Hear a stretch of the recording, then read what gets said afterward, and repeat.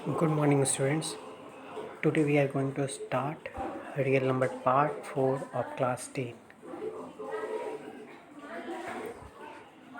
सबसे पहले हम लोग ये देखते हैं कि इसमें हम लोग क्या पढ़ेंगे, है ना। तो सबसे पहले समरी, है ना, जो अभी तक हमने पढ़ा उसको थोड़ा रिकॉल करेंगे, रिवाइज करेंगे और टाइप 2 क्वेश्चंस करेंगे फ्रॉम एनसीईआरटी एग्जाम्पलर। ये तो थर्ड टॉपिक है, फंडामेंटल थ्योरम ऑफ अरिथमेटिक, हम लोग नेक्स्ट लेक्चर में करेंगे, ठीक है। तो स्टार्ट करते हैं क्वेश्चंस।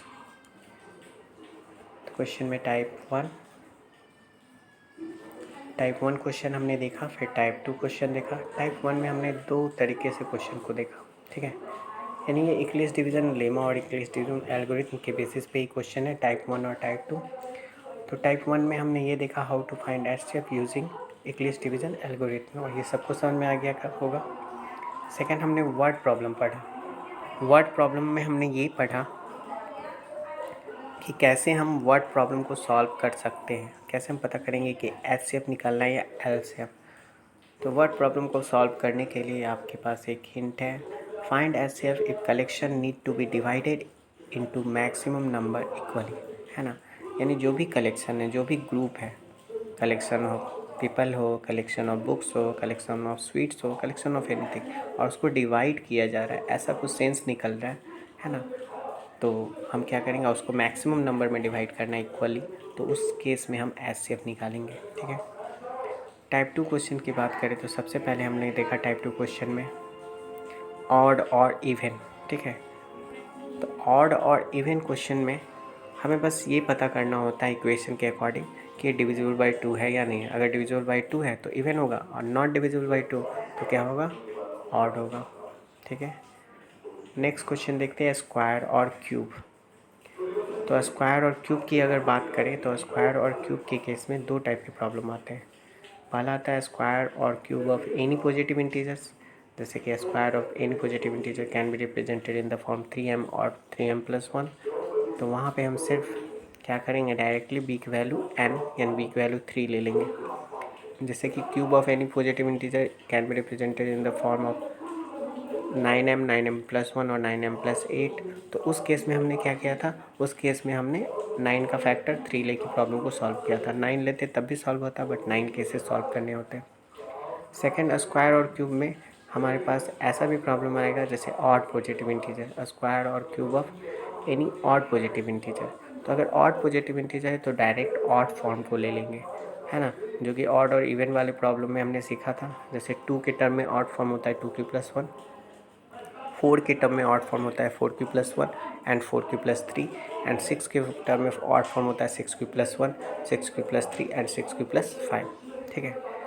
तो let any odd form according to be और इट्स फैक्टर, ठीक है। नेक्स्ट देखते हैं, तो इसमें हमने डिविजिबिलिटी पे क्वेश्चन किया, है ना। जैसे डिविजिबल बाय 3, तो वहाँ पे b इक्वल टू हम लोग क्या लेते हैं, 3। डिविजिबल बाय 8, तो वहाँ b इक्वल टू हम 4 लेते हैं मैक्सिमम केस में, लेकिन अगर हम 8 भी लेंगे और 2 भी लेंगे तो भी प्रॉब्लम सॉल्व हो सकता है, ठीक है। b इक्वल टू 6, तो b इक्वल टू 6 लेंगे तो उसमें हम b इक्वल टू 6 भी करके प्रॉब्लम सॉल्व करते हैं, b इक्वल टू 3 की करके भी सॉल्व करते हैं, ठीक है। तो अगर बड़ा नंबर लेते हैं तो क्वेश्चन थोड़ा आसानी से सॉल्व होता है, नहीं तो बहुत ज़्यादा छोटा लेने से कुछ ना कुछ लॉजिक लगाना पड़ता है, ठीक है। तो आगे देखते हैं। अब हमारे पास जो एक प्रॉब्लम है वो है prove that if x and y are both odd positive integers then x² plus y² is even but not divisible by 4। तो यहाँ पे हमें पता चल गया कि x और y दोनों क्या है, ऑड पॉजिटिव इंटीजर है, ऑड पॉजिटिव इंटीजर बोला जा रहा है। तो यहाँ लेट करने की ज़रूरत नहीं, डायरेक्ट ऑड फॉर्म हम पिक कर लेंगे, ठीक है। तो जो भी ऑड फॉर्म पता है उसमें से कोई सा दो ऑड फॉर्म ले लेंगे। जैसे यहाँ पे हमने ले लिया let x equal to 4q+1 and y equal to 4q+3 as they are odd positive integers, ठीक है। आप एक को 2q+1 और दूसरे को 4q+1 भी ले सकते थे, एक को 2q+1 दूसरे को 4q+3 भी ले सकते थे, कोई सा ऑड फॉर्म ले सकते हैं, ठीक है। और उसके बाद स्क्वायर करेंगे, तो x की वैल्यू है 4q+1 तो 4q+1 का स्क्वायर, y की वैल्यू हमने लिया है 4q+3 तो 4q+3 का स्क्वायर। फिर फार्मूला होगा a² plus b² plus 2ab, again a² plus b² plus 2ab के फॉर्म में ब्रेक करेंगे तो 4q का स्क्वायर यानी 16q² प्लस 1 1 का स्क्वायर, और 2 इंटू 4 क्यूब इंटू 1 8 क्यूब। उसी तरह इसको सॉल्व करेंगे तो रिजल्ट आएगा 16 Q square plus 9 plus 24 cube. यहाँ पे 16 क्यू स्क्वायर और 16 क्यू स्क्वायर ऐड होगा तो हो जाएगा 32 क्यू स्क्वायर, और फिर प्लस 8 क्यू और 24 क्यू, ये दोनों ऐड होगा तो क्या हो जाएगा 32 क्यू, और 1 प्लस 9 क्या हो जाएगा 10। अगेन इसमें से क्या कॉमन निकल रहा है, तो 32 क्यू स्क्वायर, 30 क्यू और 10 में से हम क्लियरली देख पा रहे हैं कि 2 कॉमन निकल रहा है। 2 को कॉमन ले लेंगे तो 16 Q square plus 16 Q plus 5 बचेगा। इसको हम लिख सकते हैं 2m के फॉर्म में, जहाँ पे m हमारा क्या है 16 Q square plus 16 Q plus 5। और since 2m is divisible by 2, हाँ 2 से डिविजिबल है बट नॉट डिविजिबल बाई 4 से डिविजिबल नहीं है, इसलिए ये क्या होगा, therefore x square plus y square is even but not divisible by 4। आगे हम लोग देखते हैं next question. Prove that for any positive integer n cube minus n is divisible by 6। ठीक है, प्रूव दैट रिपीट हो गया। सॉल्यूशन करेंगे तो यहाँ पे n दिया हुआ है तो it is given that n is any positive integer and let b equal to 6, क्योंकि डिविजिबल बाई 6 है। इस क्वेश्चन को 3 लेके भी बनाया जा सकता था, बट 6 से कोई लॉजिक नहीं लगाना पड़ता, बस प्रोसेस फॉलो करना पड़ता है। 3 के केस में कुछ लॉजिक यूज करना पड़ता है जो आगे बताया जाएगा, और इसका एक और तरीका बताया जाएगा, n equal to b q plus r, जहाँ पे r is less than b and greater than equal to 0। B equal to 6 लेते हैं। ठीक है, बी इक्वल टू अगर हम 6 लेंगे तो बी आर की वैल्यू क्या हो जाएगी 0 1 2 3 4 5। Now n cube minus n को सॉल्व करेंगे तो n into n square minus 1, यानी ये हो जाएगा n into n plus 1 n minus 1। ठीक है, और केस 1 अगर हम लेते हैं तो केस 1 में आर इक्वल टू क्या है 0, तो आर इक्वल टू 0 इसका मतलब हो गया एन इक्वल टू क्या 6 क्यू, और n इंटू एन प्लस 1 और n माइनस 1 में n की वैल्यू 6 क्यू पुट करने के बाद हमें मिलेगा 6 q plus 1 6 Q minus 1। Clearly यहाँ पे हम देख पा रहे हैं कि 6 से ये डिविजिबल है। ठीक है, नेक्स्ट केस लेते हैं r इक्वल टू 1 और n का वैल्यू हो जाएगा 6 क्यू प्लस 1, फिर 6 क्यू प्लस 1 n की जगह पुट करेंगे। ठीक है, प्लस 1 माइनस 1 कैंसिल आउट हो जाएगा, फिर हमारे पास यहाँ पे बचेगा 6 क्यू प्लस 1 और 6 क्यू प्लस 2। यहाँ पे भी हम क्लियरली देख पा रहे हैं कि ये भी डिविजिबल है 6 से। फिर केस 3 लेते हैं, केस 3 में r इक्वल टू 2 होगा, n equal to 6 q plus 2 put करेंगे। ठीक है, तो फाइनली हमें पुट करने के बाद मिलेगा 6 q plus 2 6 q plus 3 and 6 q plus 1। अब 6 क्यू प्लस 2 से 2 कॉमन निकल रहा है तो 2 कॉमन ले लेंगे, और 6 क्यू प्लस 3 से 3 कॉमन निकल रहा है तो यहाँ से 3 कॉमन ले लेंगे, इसको एज इट इज़ लिख देंगे। उसके बाद 2 और 3 मल्टीप्लाई होकर 6 हो जाएगा, उसके बाद जो बचेगा उसको लिख देंगे, तो ये 6 से डिविजिबल है, क्लियरली दिख रहा है।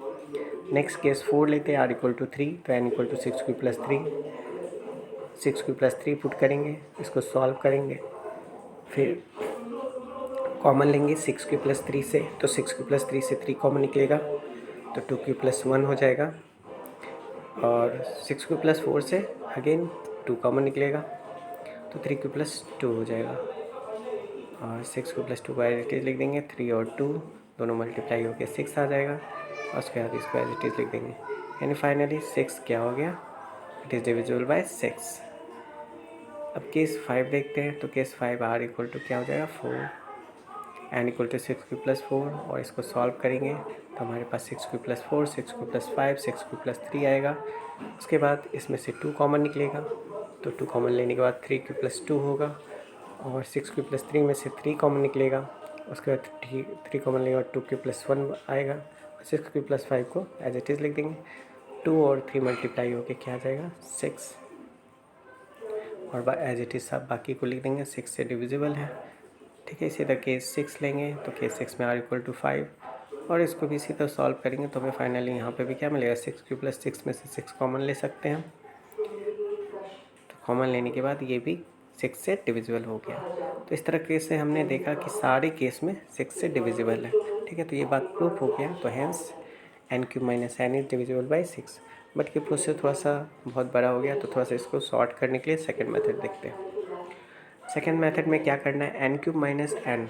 ठीक है, इसको हम लिख सकते हैं n into n plus 1 n into n minus 1, ये हमें पता है, और हम ये भी अभी थ्योरम प्रूव कर चुके हैं एक स्टेटमेंट को। We know that one and only one out of n+1 and n-1 is divisible by 3, यानी 3 कंजिक्यूटिव नंबर्स लेंगे तो उसमें एक नंबर जो होगा वो 3 से डिविजिबल होगा ही होगा, ये हम जानते हैं। और ये 3 से डिविजिबल होगा तीनों में से एक, तो यानी ये तीनों का मिक्स फॉर्म है एंड प्रोडक्ट के फॉर्म है, इसलिए n³ - n is divisible by 3। तो ये फर्स्ट स्टेटमेंट हो गया। सेकेंड हम देखेंगे कि also out of n-1 and n+1 there must be an even number. अगर 3 कंजिक्यूटिव नंबर लेते हैं तो अगेन हमें कोई ना कोई एक इवन नंबर मिलेगा ही मिलेगा। तो इफ़ n इज़ ऑड तो others are even, if n is even then others are odd. ठीक है, तो इन दोनों केस में हमें पता चला है कि हमारे पास एक इवन नंबर तो आ ही रहा है, और इवन नंबर आने का मतलब ये है कि ये जो n³ - n है ये क्या है, डिविजिबल बाई 2 है। तो ये इक्वेशन 2 हो गया। और from 1 and 2 we conclude that n³ - n is divisible by both 2 and 3। We know that a number which is divisible by both 2 and 3 is divisible by 6। हम जानते हैं कि एक नंबर जो दोनों से डिविजिबल होता है ना, both 2 and 3 is divisible by 6।